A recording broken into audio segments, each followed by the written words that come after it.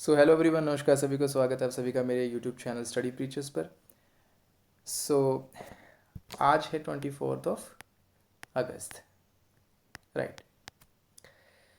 और जो 23 अगस्त रहा है, ये तो एक हिस्टोरिक डे रहा है हम सभी इंडियंस के लिए। और हमारी इंडियन हिस्ट्री में, या हमारी आई वुड से जो हमारा स्पेस प्रोग्राम है उसमें, या आने वाले हमेशा टाइम में, ये 23 अगस्त जो है वो याद रखा जाएगा।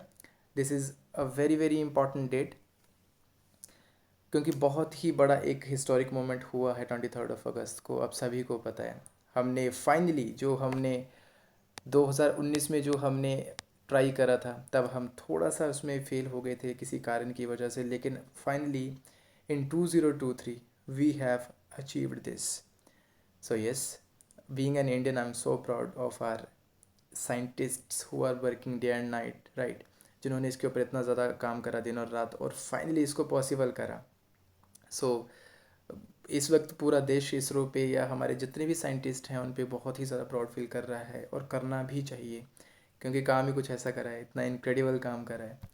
तो जी हाँ, यहाँ पे आपको साफ दिख रहा होगा स्क्रीन पे, तो ये है लैंडर, राइट। जैसे मैं प्रीवियस लेक्चर्स में पढ़ा चुका हूँ, लैंडर लैंडर ने मून के साउथ पोल पे सॉफ्ट लैंडिंग अचीव कर ली है, जो कि एक बहुत ही आई वुड से डिफ़िकल्ट चीज़ थी। आज तक ऐसा कोई देश नहीं कर पाया पूरी हिस्ट्री में। सिर्फ हमारा भारत देश एक ऐसा देश बना है जिसने फाइनली ये करके दिखाया, और पूरे देश विश्व को ये चीज़ एक मैसेज दिया है कि आपकी डिटर्मिनेशन होनी चाहिए। बजट एंड ऑल ये सब चीज़ें सेकेंडरी चीज़ें होती हैं।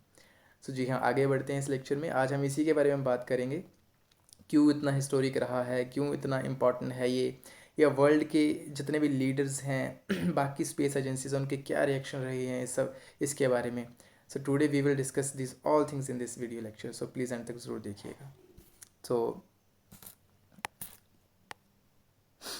ये कुछ इमेजेस हैं, जैसे कि आई होप आपको दिख रही होंगी यहाँ पे इमेजेस। तो ये देखो इमेजेस, ये बेसिकली चंद्रयान 3 के द्वारा ही भेजी गई हैं। 19 अगस्त की इमेज है ये। और अगर मैं यहाँ पे आपको दिखाऊं तो यहाँ पे भी यू कैन सी, ये रिसेंट इमेजेस जो हैं वो चंद्रयान 3 ने जो उसने क्लिक करके भेजी हैं वापस इसरो में।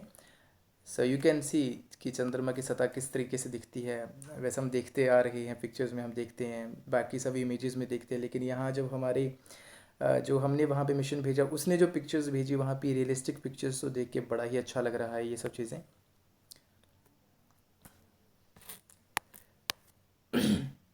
चलो, अब मैं आपको बताता हूँ कि इतना इम्पोर्टेंट क्यों है, क्यों पूरा देश और पूरा विश्व इस बात को कह रहा है कि इंडिया ने कुछ नया करके दिखाया है। भाई इसका कारण है बहुत बड़ा। जहाँ पे अगर मैं बात करूँ इस मिशन को कंपेयर करूँ हॉलीवुड मूवीज़ से, तो हॉलीवुड मूवीज़ का जितना बजट है उससे आधे बजट में, और वो भी मैं किसी एक मूवी की बात कर रहा हूँ जिसका बजट कम है, उसके भी आधे बजट में इंडिया ने अपना ये स्पेस प्रोग्राम पूरा फुलफ़िल करा है और अचीव करा है इसको फाइनली। तो अपने आप में ही एक बहुत ही बड़ी बात है ये। दिखाया है कि आपके अंदर डिटर्मिनेशन होना चाहिए, आपके अंदर टैलेंट होना चाहिए, आप कुछ भी कर सकते हो। सो यहाँ पे अगर मैं आपको बताऊँ, सबसे पहले देखो जो बात चल रही थी इंटरस्टेलर मूवी के साथ, जैसा कि अगर आपने एलन मस्क का ट्वीट भी अगर आपने देखा होगा, उन्होंने भी ट्वीट करा है इस बारे में कि इंटरस्टेलर मूवी के हाफ बजट में, कितने हाफ बजट में इंडिया ने अपना चंद्रयान 3 मिशन पूरा करा है। तो इसका इसका जो है वो अप्रॉक्सीमेटली $165 मिलियन, राइट।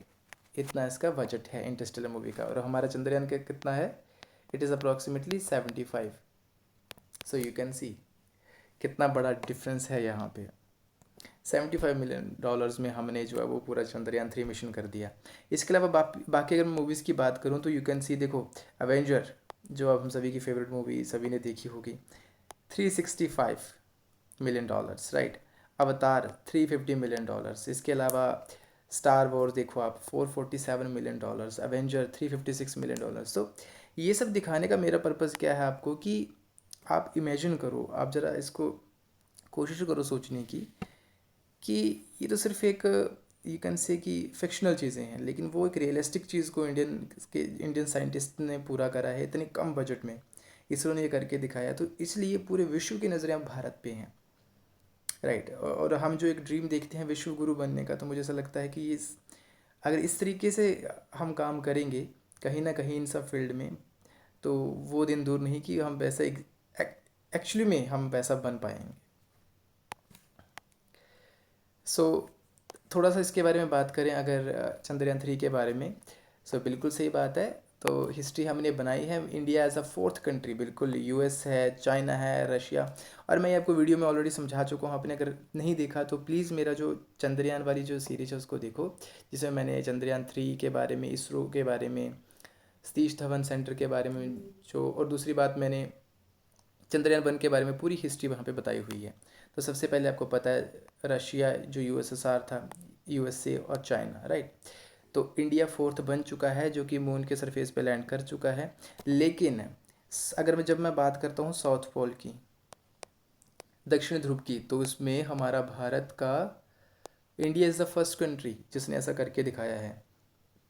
कोई नहीं कर रहा था अभी तक। इससे अब देखो रिसेंटली आपको पता है लूना 25 रशिया का था, क्रैश कर गया 19 अगस्त को, है ना। इसके ऊपर भी मैंने वीडियो रिसेंटली डाली है, आप देख सकते हो एग्जैक्टली पूरा इसी के ऊपर कंसंट्रेट करके। सो वो फेल हो चुका। तो साउथ पोल पे तो लैंडिंग अचीव करने वाला है भारत, पहला देश है पूरे विश्व का। 14 जुलाई को श्रीहरिकोटा से सतीश धवन सेंटर से इसको लॉन्च करा गया था। और इसकी जो डेट रखी गई थी लैंडिंग डेट, वो 23 अगस्त थी, आप सभी को पता है ना। तो सभी की नज़रें इस पे थी और बिल्कुल सही हुआ, हम सभी की विशेष जो है वो रंग लेके आई। और फाइनली 6:03 PM पर वेनसडे को, यानी पिछले कल, सो इसरो ने डिक्लेयर किया कि Chandrayaan 3 created history with successfully landing on the surface of moon, right. इसके लिए भी बाकी सारी अगर मैं बात करूँ तो यूरोपियन स्पेस एजेंसीज ने भी इसके ऊपर रिएक्ट करा है, उन्होंने इसरो को कंग्रेचुलेट करा है।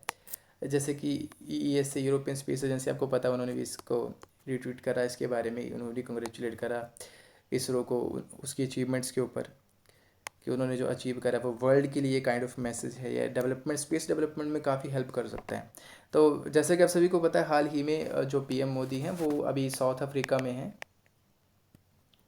साउथ अफ्रीका में आपको पता है ब्रिक्स मेलन चल रहा है, राइट। ब्रिक्स मेलन आप सभी को पता है, जो एग्ज़ाम के लिए प्रिपेयर कर रहे हैं तो ब्रिक्स के लिए ज़रूर पढ़ना इंपॉर्टेंट है, बहुत बार क्वेश्चन यहाँ से आता है। तो ब्रिक्स बैंकेट डिनर, राइट, उसमें सभी जो लीडर्स थे उन्होंने कॉन्ग्रेचुलेट करा पीएम मोदी को चंद्रयान 3 के सक्सेस के ऊपर। तो यहाँ पिक्चर में देख सकते हो, आपको शेख हसीना दिखेंगी जो कि बांग्लादेश की प्राइम मिनिस्टर हैं, उन्होंने भी कॉन्ग्रेचुलेट करा इनको।